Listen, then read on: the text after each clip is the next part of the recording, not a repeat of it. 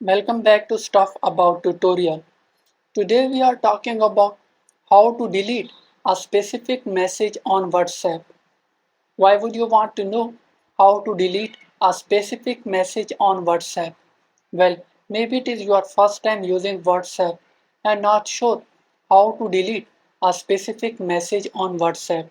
So today I am going to show you how to delete a specific message on WhatsApp. Check video description and I will try to leave the written instructions. Deleting a specific message on WhatsApp is quite simple and the process is easy to do.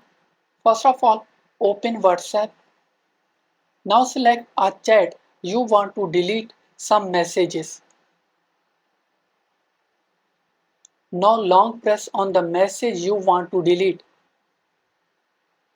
Now click on delete icon at the top.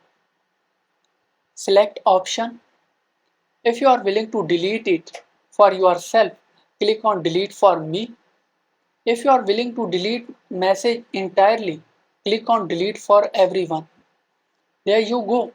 If you wanted to know how to delete a specific message on WhatsApp, that is the easiest way I know how. If you know another way, to leave a comment below. Be sure to subscribe for more videos.